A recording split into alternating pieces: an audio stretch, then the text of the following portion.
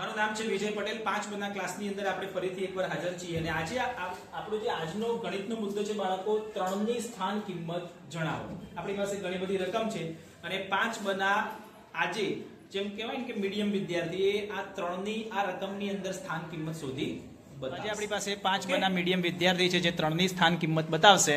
સૌથી પહેલો વિદ્યાર્થી છે બાળકો અજય મુનિયા. ચલો આવો બેટા.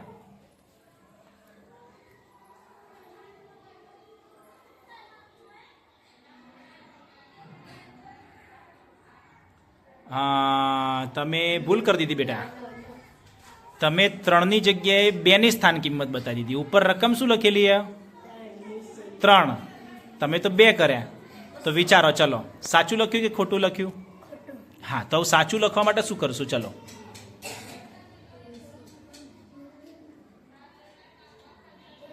વેરી ગુડ, સરસ. ચલો ફરીથી લખો તો.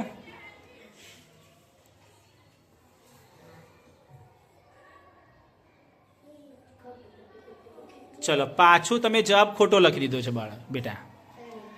3 કઈ જગ્યા ઉપર છે એ જોવો પહેલા. પાછળ. તો શું કરવું પડે?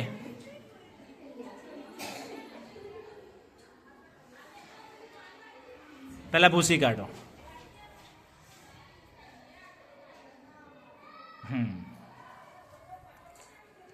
તમારે ત્યાં શું લખવાનું છે વિચારો. ચાલો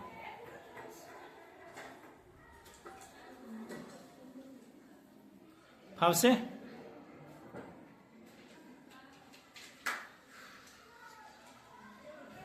મેં હમણાં જ શીખવાડ્યું.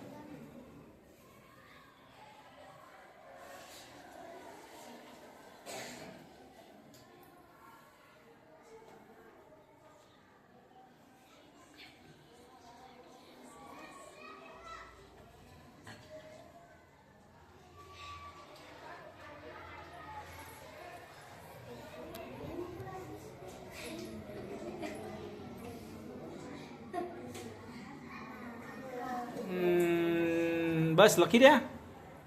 આ પણ ખોટું છે અજય સર ભાઈ. તો ફરીથી પૂછી કાઢો. ચલો ફરીથી ટ્રાય કરો તો.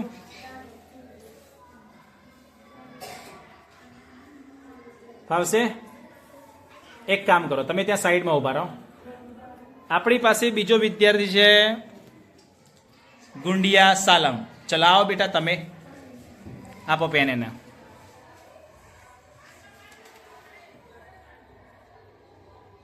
સરસ, વેરી ગુડ. માત્ર 3 લખવાના હતા. ઓકે, તમે બેસી જાઓ બેટા. વેરી ગુડ, સરસ. ચલો હવે આપણી પાસે નેક્સ્ટ વિદ્યાર્થી છે ગોહિલ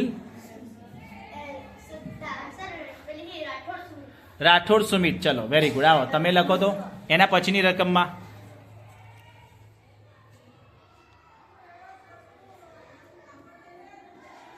વેરી ગુડ, સરસ. આનો પણ બિલકુલ જવાબ સાચો છે. અને એના પછી છે મેડા નવીન. હે ને? સાચું ને? કમ આવો તમે.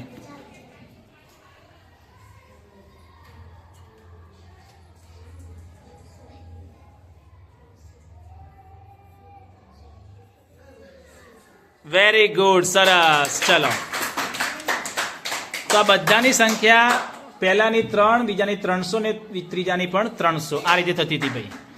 સમજણ પડી? સ્થાન કિંમત અજયભાઈ કેવી રીતે શોધાય? તો આપણે છેલ્લો અક્ષર હતો 3 તો એકમનું સ્થાન ધરાવે છે એટલે એના એ લખાય. બરોબર?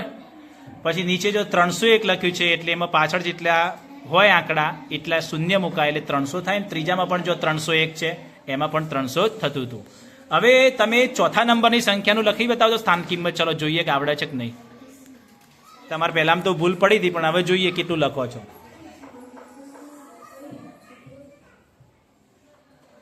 કરો ટ્રાય. ચલો 34 લખેલા છે. 5534.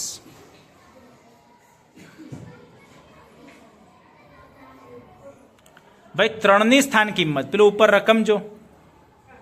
5 તો આવે જ નહીં.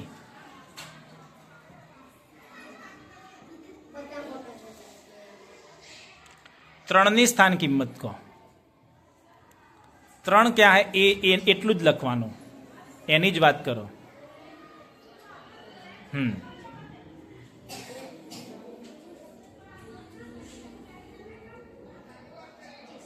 વેરી ગુડ, સરસ. ચલો 30. Excellent work. ચલો બાળકો, સરસ.